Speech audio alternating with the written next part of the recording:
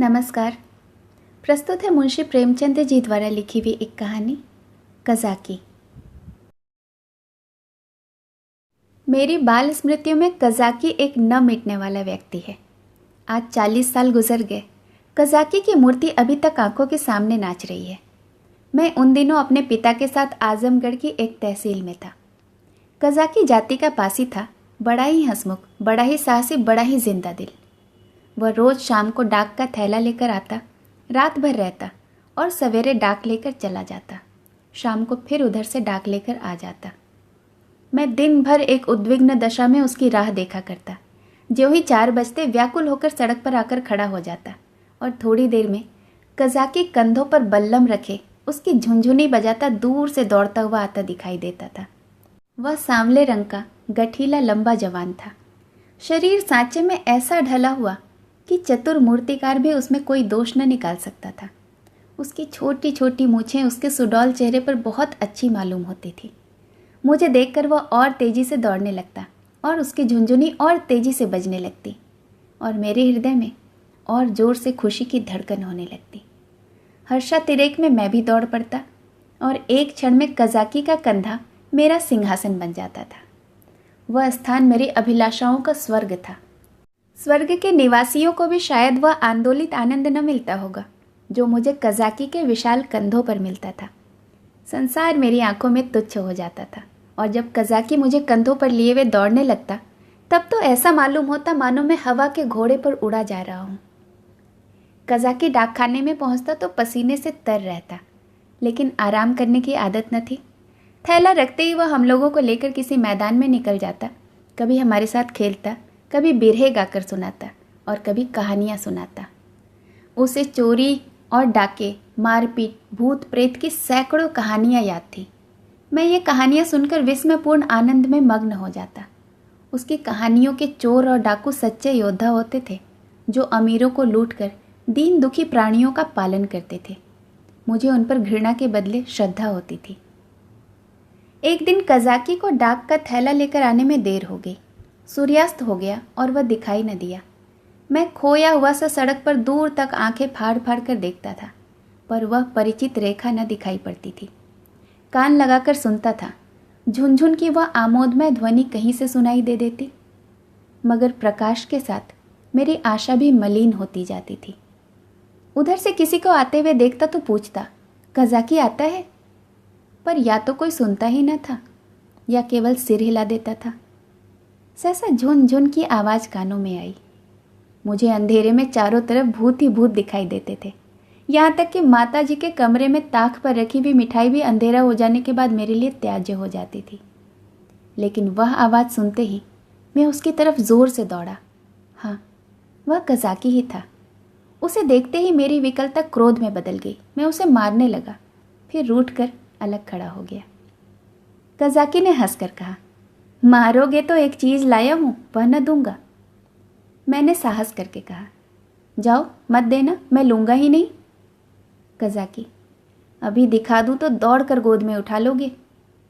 मैंने पिघल कर कहा, अच्छा दिखा दो फिर। कज़ाकी, तो आकर मेरे कंधों पर बैठ जाओ, भाग चलूँ? आज बहुत देर हो गई है, बाबूजी बिगड़ रहे होंगे। मैंने अकड़ कर कहा, पहले दिखा। मेरी विजय हुई। अगर कज़ाकी को देर का डर न होता और वह 1 मिनट और भी रुक सकता तो शायद पासा पलट जाता। उसने कोई चीज़ दिखलाई जिसे वह एक हाथ से छाती से चिपटाए हुए था। लंबा मुंह था और 2 आंखें चमक रही थीं। मैंने दौड़कर कज़ाकी की गोद से उसे ले लिया। यह हिरन का बच्चा था। आह, मेरी उस खुशी का कौन अनुमान करेगा। तब से कठिन परीक्षाएं पास की, अच्छा पद भी पाया, राय बहादुर भी हुआ, पर वह खुशी फिर हासिल न हुई। मैं उसे गोद में लिए उसके कोमल स्पर्श का आनंद उठाता घर की ओर दौड़ा। कज़ाकी को आने में इतनी देर क्यों हुई, इसका ख्याल ही न रहा। मैंने पूछा, यह कहाँ मिला कज़ाकी? कज़ाकी, भैया यहाँ से थोड़ी दूर पर एक छोटा सा जंगल है, उसमें बहुत से हिरन हैं। मेरा बहुत जी चाहता था कि कोई बच्चा मिल जाए तो तुम्हें दूँ। आज यह बच्चा हिरणों के झुंड के साथ दिखाई दिया। मैं झुंड की ओर दौड़ा तो सब के सब भागे। यह बच्चा भी भागा, लेकिन मैंने पीछा न छोड़ा। और हिरन तो बहुत दूर निकल गए, यही पीछे रह गया। मैंने इसे पकड़ लिया। इसी से इतनी देर हुई। यूँ बातें करते हम दोनों डाक खाने में पहुँचे। बाबूजी ने मुझे न देखा, हिरण के बच्चे को भी न देखा। कज़ाकी पर ही उनकी निगाह पड़ी। बिगड़ कर बोले, आज इतनी देर कहाँ लगाई? अब थैला लेकर आया है, उसे लेकर क्या करूं? डाक तो चली गई। बता, इतनी देर कहाँ लगाई? कज़ाकी के मुंह से आवाज़ न निकली। बाबूजी ने फिर कहा, तुझे शायद अब यह नौकरी नहीं करनी है। नीच है ना? पेट भरा तो मोटा हो गया, जब भूखों मरने लगेगा तब आंखें खुलेगी। कज़ाकी चुपचाप खड़ा रहा। बाबूजी का क्रोध और बढ़ा। बोले, अच्छा थैला रख दे और अपने घर की राह ले। सूअर कहीं का अब आया है डाक लेकर। तेरा क्या बिगड़ेगा? जहाँ चाहेगा मजदूरी कर लेगा। माथे तो मेरे जाएगी, जवाब तो मुझसे तलब होगा। कज़ाकी ने रुआंसे होकर कहा, सरकार, अब कभी देर न होगी। बाबूजी, आज क्यों देर की? इसका जवाब दे।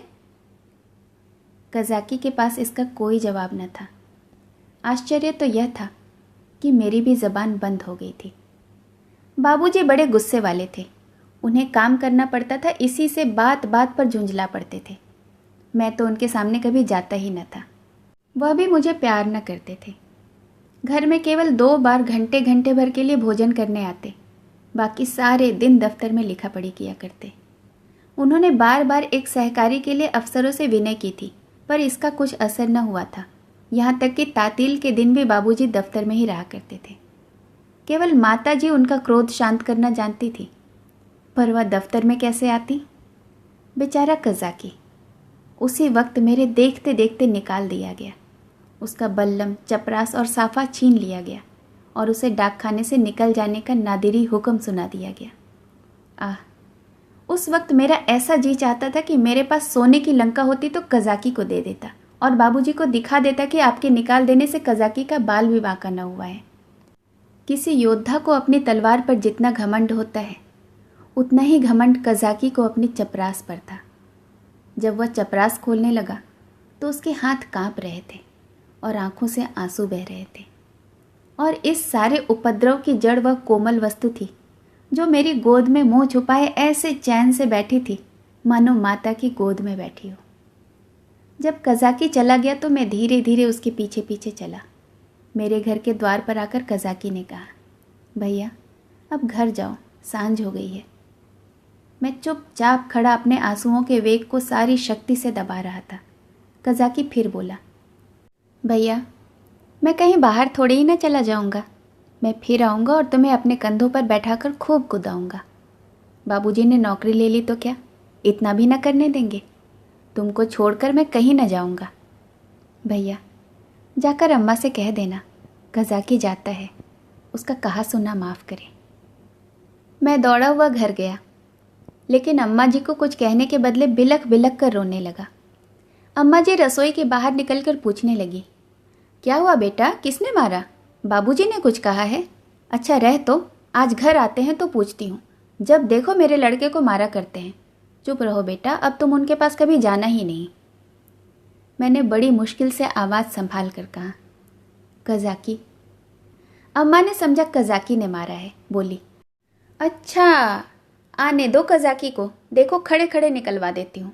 हरकारा होकर मेरे राजा बेटा को मारे, आज ही साफा बल्लम सब छिनवाई देती हूँ। वाह। मैंने जल्दी से कहा, नहीं कज़ाकी ने नहीं मारा, बाबूजी ने उसे निकाल दिया है। उसका साफा बल्लम सब छीन लिया, चपरास भी ले ली। अम्मा, यह तो तुम्हारे बाबूजी ने बहुत बुरा किया। वह बेचारा अपने काम में इतना चौकस रहता है, फिर उसे क्यों निकाला? मैंने कहा, आज उसे देर हो गई थी ना। यह कहकर मैंने हिरन के बच्चे को गोद से उतार दिया। घर में उसके भाग जाने का भय न था। अब तक अम्मा जी की निगाह भी उस पर न पड़ी थी। उसे फुदकते देखकर वह सहसा चौंक पड़ी और लपक कर मेरा हाथ पकड़ लिया कि कहीं यह भयंकर जीव मुझे काट न खाए। मैं तो कहाँ फूट फूट कर रो रहा था और कहाँ अम्मा की घबराहट देखकर खिलखिलाकर हंस पड़ा। अम्मा, अरे यह तो हिरन का बच्चा है, कहाँ मिला? मैंने हिरन के बच्चे का सारा इतिहास और उसका भीषण परिणाम आदि से अंत तक कह सुनाया। अम्मा, यह इतना तेज भागता था कि कोई दूसरा होता तो पकड़ ही ना सकता था। सन सन हवा की तरह उड़ता चला जाता था। कज़ाकी 5-6 घंटे इसके पीछे दौड़ता रहा, तब जाकर कहीं यह बच्चा मिला। अम्मा जी, कज़ाकी की तरह दुनिया भर में कोई नहीं दौड़ सकता, इसी से तो देरी हो गई। इसीलिए बेचारे को बाबूजी ने निकाल भी दिया। चपरास, साफा, बल्लम सब छीन लिया। अब बेचारा क्या करेगा? भूखों मर जाएगा। अम्मा ने पूछा, कहाँ है कज़ाकी? जरा उसे बुला तो लाओ। मैंने कहा, बाहर तो खड़ा है, कहता है अम्मा जी से मेरा कहा सुना माफ़ करवा देना। अब तक अम्मा जी मेरे वृत्तांत को दिल लगी समझ रही थी।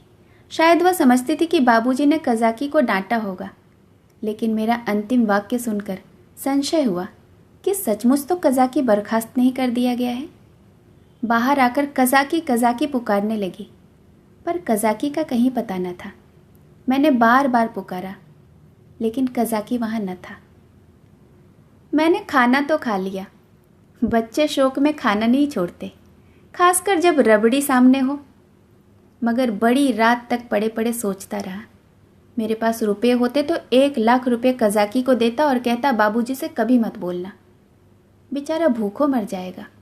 देखूं कल आता है कि नहीं। अब क्या करेगा आकर? मगर आने को तो कह गया है। मैं कल उसे अपने साथ खाना खिलाऊंगा। यही हवाई किले बनाते बनाते मुझे नींद आ गई। दूसरे दिन मैं दिन भर अपने हिरन के बच्चे की सेवा सत्कार में व्यस्त रहा। पहले उसका नामांकन संस्कार हुआ, मुन्नू नाम रखा गया। फिर मैंने अपने सब हमजोलियों और सहपाठियों से उसका परिचय कराया। एक ही दिन में वह मुझसे इतना हिलमिल गया कि मेरे पीछे पीछे दौड़ने लगा। इतनी ही देर में मैंने उसे अपने जीवन में एक महत्वपूर्ण स्थान दे दिया। अपने भविष्य में बनने वाले विशाल भवन में उसके लिए एक अलग से कमरा बनाने का भी निश्चय कर लिया। चारपाई, सैर करने की फिटन आदि की भी आयोजना कर ली। लेकिन संध्या होते ही मैं सब कुछ छोड़ छाड़कर सड़क पर जाकर खड़ा हुआ और कज़ाकी की बाट जोहने लगा। जानता था कि कज़ाकी निकाल दिया गया है, अब उसे यहाँ आने की कोई ज़रूरत नहीं रही। फिर भी न जाने मुझे क्यों यह आशा हो रही थी कि वह आ रहा है। एकाएक मुझे ख्याल आया कि कज़ाकी भूखों मर रहा होगा। मैं तुरंत घर आया। अम्मा दिया बत्ती कर रही थी। मैंने चुपके से टोकरी में से आटा निकाला, आटा हाथों में लपेटे टोकरी से गिरते आटे की एक लकीर बनाता हुआ भागा। जाकर सड़क पर खड़ा हुआ ही था कि कज़ाकी सामने से आता दिखाई दिया। उसके पास बल्लम भी था, कमर में चपरास भी थी, सिर पर साफा भी बंधा हुआ था, बल्लम में डाक का थैला भी बंधा हुआ था।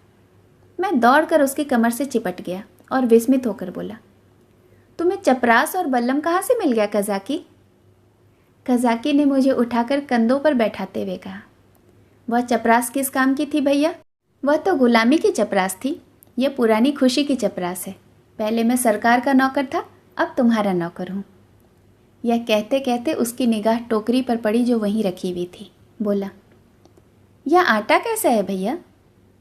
मैंने सकुचाते हुए कहा, तुम्हारे लिए ही तो लाया हूँ, तुम भूखे होगे ना। आज क्या खाया? कज़ाकी की आंखें तो मैं न देख सका, उसके कंधों पर जो बैठा हुआ था। हाँ, उसकी आवाज़ से मालूम हुआ कि उसका गला भर आया है। बोला, भैया क्या रूखी रोटियां ही खाऊंगा? दाल, नमक, घी कुछ भी तो नहीं है। मैं अपनी भूल पर बहुत लज्जित हुआ। सच तो है, बेचारा रूखी रोटियां कैसे खाएगा? लेकिन नमक, दाल, घी कैसे लाऊं? अब तो अम्मा चौके में होगी। आटा लेकर तो किसी तरह भाग आया। अभी तक मुझे यह न मालूम था कि मेरी चोरी पकड़ ली गई है। आटे की लकीर ने सारा सुराग दे दिया है। अब ये तीन चीज़ें कैसे लाऊं? अम्मा से मांगूंगा तो कभी न देंगी। एक एक पैसे के लिए तो घंटों रुलाती हैं। इतनी सारी चीज़ें क्यों देने लगी? एकाएक मुझे एक बात याद आई। मैंने अपनी किताबों के बस्ते में कई आने पैसे रख छोड़े थे। मुझे पैसे जमा करके रखने में बड़ा आनंद आता था। मालूम नहीं वह आदत अब क्यों बदल गई। अब भी वही आदत होती तो शायद इतना फाके मस्त न रहता। बाबूजी मुझे प्यार तो कभी न करते थे, पर पैसे खूब देते थे। शायद अपने काम में व्यस्त रहने के कारण मुझसे पिंड छुड़ाने के लिए इसी नुस्खे को सबसे आसान समझते थे। इनकार करने से मेरे रोने और मचलने का भय था। इस बाधा को वह दूर से ही टाल देते थे। अम्मा जी का स्वभाव इसके ठीक प्रतिकूल था। उन्हें मेरे रोने मचलने से किसी काम में बाधा पड़ने का भय न था। अम्मा लेटे लेटे दिन भर मेरा रोना सुन सकती थी। हिसाब लगाते हुए जोर की आवाज़ से उनका ध्यान भंग न होता था। अम्मा मुझे प्यार तो बहुत करती थी, पर पैसे के नाम सुनते ही उनकी त्योरियां बदल जाती थी। मेरे पास किताबें न थी। हाँ, एक बस्ता था जिसमें डाक खाने के 2-4 फॉर्म तय करके पुस्तक के रूप में रखे हुए थे। मैंने सोचा दाल नमक और घी के लिए क्या उतने पैसे काफ़ी न होंगे, मेरी तो मुट्ठी में नहीं आते थे। यह निश्चय करके मैंने कहा, अच्छा मुझे उतार दो, मैं दाल और नमक ला दूँ, मगर रोज़ आया करोगे ना?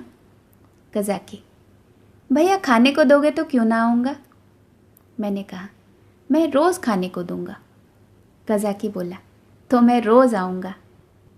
मैं नीचे उतरा और दौड़कर अपनी सारी पूंजी उठा लाया। कज़ाकी को रोज़ बुलाने के लिए उस वक्त अगर मेरे पास कोहिनूर हीरा भी होता तो उसको भेंट करने में मुझे पेशोपेश न होता। कज़ाकी ने विस्मित होकर पूछा, ये पैसे कैसे पाए भैया? मैंने गर्व से कहा, मेरे ही तो हैं। कज़ाकी, तुम्हारी अम्मा तुमको मारेंगी, कहेंगी कज़ाकी ने फुसला कर मंगवा लिए होंगे। भैया इन पैसों के मिठाई ले लेना और मटके में रख देना, मैं भूखों नहीं मरता।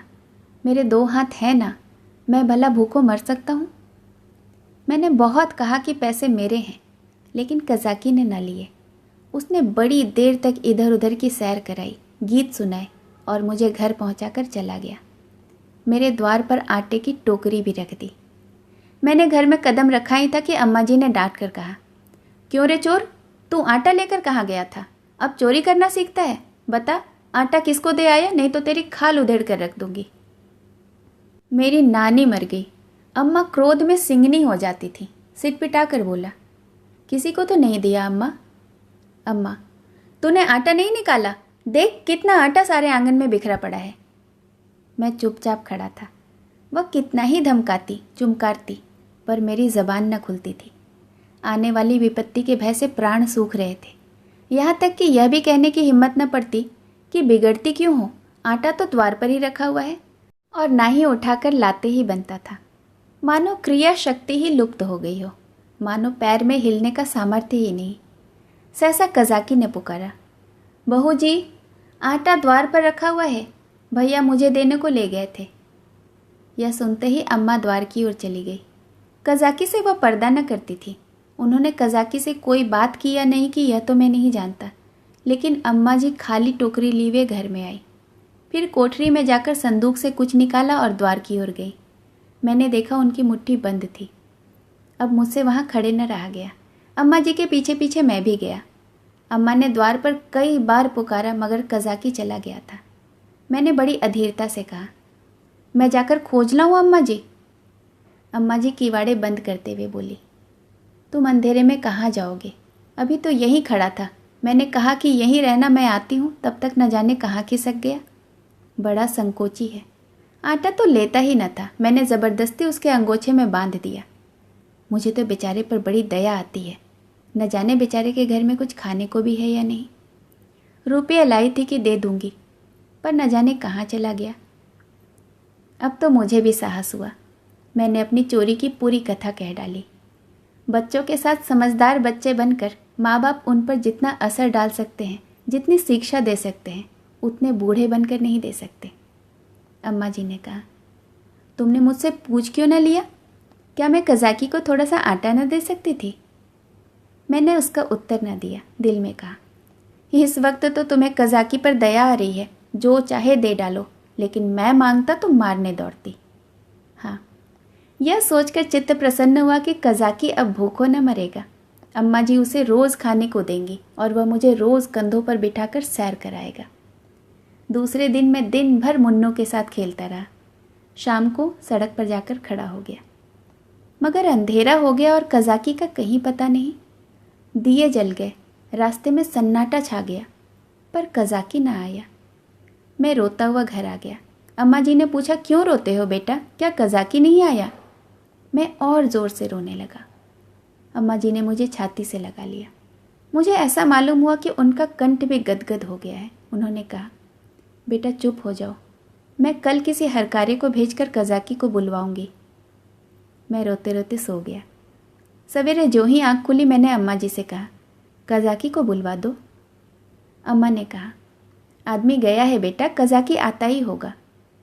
मैं खुश होकर खेलने लगा। मुझे मालूम था कि अम्मा जी जो बात कहती है उसे पूरा ज़रूर करती है। उन्होंने सवेरे ही एक हरकारे को भेज दिया था। 10 बजे जब मैं मुन्नू को लिए हुए घर आया तो मालूम हुआ कि कज़ाकी अपने घर पर था ही नहीं। वह रात को भी घर न गया। उसकी स्त्री भी रो रही थी कि न जाने कहाँ चले गए। उसे भय था कि कहीं वह भाग तो नहीं गया। बालकों का हृदय कितना कोमल होता है, इसका अनुमान कोई दूसरा नहीं कर सकता। उनमें अपने भावों को व्यक्त करने के लिए शब्द नहीं होते। उन्हें यह भी ज्ञात नहीं होता कि कौन सी बात उन्हें विकल कर रही है, कौन सा कांटा उनके हृदय में खटक रहा है, क्यों उन्हें बार बार रोना आता है, क्यों वे मन मारे बैठ जाते हैं, क्यों खेलने में जी नहीं लगता। मेरी भी यही दशा थी। कभी घर में आता, कभी बाहर जाता, कभी सड़क पर जा पहुंचता। आंखें कज़ाकी को ढूंढ रही थी। वह कहाँ चला गया, कहीं भाग तो नहीं गया। तीसरे पहर को मैं खोया हुआ सा सड़क पर खड़ा था। सहसा मैंने कज़ाकी को गली में देखा। हाँ, वह कज़ाकी ही था। मैं उसकी ओर चिल्लाता हुआ दौड़ा, पर गली में उसका कहीं पता न था। न जाने वह किधर गायब हो गया। मैंने गली के सिरे से उस सिरे तक देखा, मगर कहीं कज़ाकी की गंध तक न मिली। घर जाकर मैंने अम्मा जी से यही बात कही। मुझे ऐसा जान पड़ा कि यह बात सुनकर वह बहुत चिंतित हो गई। इसके बाद 2-3 दिनों तक कज़ाकी कहीं दिखाई न दिया। मैं भी अब उसे कुछ कुछ भूलने लगा था। बच्चे पहले जितना प्रेम करते हैं, बाद में उतने ही निष्ठुर भी हो जाते हैं। जिस खिलौने पर प्राण देते हैं उसी को 2-3 दिनों के बाद पटक कर फोड़ भी डालते हैं। 10-12 दिन और बीत गए। दोपहर का समय था। बाबूजी खाना खा रहे थे। मैं मुन्नू के पैरों में पिंस की पैजनियाँ बांध रहा था। एक औरत घूंघट निकाले हुए आई और आंगन में खड़ी हो गई। उसके कपड़े फटे हुए थे, मैले थे, पर वह गोरी थी और सुंदर थी। उसने मुझसे पूछा, भैया, बहू जी कहाँ हैं? मैं उसके पास जाकर उसका मुंह देखते हुए कहा, तुम कौन हो, क्या बेचती हो? औरत, कुछ बेचती नहीं, तुम्हारे लिए यह कमलगट्टे लाई हूँ। भैया, तुम्हें तो कमलगट्टे बहुत अच्छे लगते हैं ना? मैंने उसके हाथों से लटकती हुई पोटली को उत्सुक नेत्रों से देखकर पूछा, कहाँ से लाई हो, देखें? औरत, तुम्हारे हरकारे ने भेजा है भैया। मैं उछल कर पूछा, कज़ाकी ने? औरत ने सिर हिलाकर हाँ कहा और पोटली खोलने लगी। इतने में अम्मा जी भी रसोई से निकल आई। उसने अम्मा के पैरों का स्पर्श किया। अम्मा ने पूछा, तू कज़ाकी की घरवाली है? औरत ने सिर झुका लिया। अम्मा, आजकल क्या करता है कज़ाकी? औरत ने रो कर कहा, बहू जी जिस दिन से आपके घर से आटा लेकर गए हैं उसी दिन से बीमार पड़े हैं। बस भैया भैया किया करते हैं। भैया उनके मन में बसा करता है। चौंक कर भैया भैया कहते हुए द्वार की ओर दौड़ पड़ते हैं। न जाने उन्हें क्या हो गया है बहू जी। एक दिन मुझसे न कुछ कहा न सुना, घर से चल दिए और एक गली में छिपकर भैया को देखते रहे। जब भैया ने उन्हें देख लिया तो भागे। तुम्हारे पास आते हुए लजाते हैं। मैंने कहा, हाँ हाँ, मैंने उस दिन तुमसे कहा था ना अम्मा जी। अम्मा, घर में कुछ खाने पीने को है? औरत, हाँ बहू जी, तुम्हारे आशीर्वाद से खाने पीने का कोई दुख नहीं है। आज सवेरे उठे और तालाब की ओर चले गए। बहुत कहती रही बाहर मत जाओ, हवा लग जाएगी, मगर न माने। मारे कमज़ोरी के पैर कांपने लगते हैं, मगर तालाब में घुसकर ये कमलगट्टे तोड़ लाए। तब मुझसे कहा ले जाकर भैया को दे आना, उन्हें कमलगट्टे बहुत अच्छे लगते हैं। कुशल क्षेम भी पूछती आना। मैंने पोटली से कमलगट्टे निकाल लिए थे और मज़े से खा रहा था। अम्मा ने बहुत आंखें दिखाई, मगर इतनी सब्र कहाँ। अम्मा ने कहा, कह देना सब कुशल है। मैंने कहा, यह भी कह देना कि भैया ने बुलाया है, न जाओगे तो फिर तुमसे कभी ना बोलेंगे। हाँ। बाबूजी खाना खाकर निकल आए थे। तौलिए से हाथ मुंह पोंछते हुए बोले, और यह भी कह देना कि साहब ने तुमको बहाल कर लिया है। जल्दी जाओ, नहीं तो कोई दूसरा आदमी रख लिया जाएगा। औरत ने अपना कपड़ा उठाया और चली गई। अम्मा ने बहुत पुकारा पर वह न रुकी। शायद अम्मा जी उसे कुछ पैसे देना चाहती थी। अम्मा ने पूछा, सचमुच बहाल हो गया है? बाबूजी, और क्या झूठ बोल रहा हूँ, मैंने तो 5वें ही दिन बहाली की रिपोर्ट कर दी थी। अम्मा, यह तुमने अच्छा किया। बाबूजी, उसकी बीमारी की यही दवा है। प्रातःकाल में उठा तो क्या देखता हूँ कि कज़ाकी लाठी टेकता हुआ चला आ रहा है। वह बहुत दुबला हो गया था, मालूम होता था बूढ़ा हो गया है। हरा भरा पेड़ सूख कर ठूठा हो गया था। मैं उसकी ओर दौड़ा और उसकी कमर से चिमट गया। कज़ाकी ने मेरे गाल चूमे और उठाकर अपने कंधों पर बिठाने की चेष्टा करने लगा, पर मैं उठ न सका। तब वह जानवरों की भांति भूमि पर हाथों और घुटनों के बल खड़ा हो गया और मैं उसकी पीठ पर सवार होकर डाक खाने की ओर चला।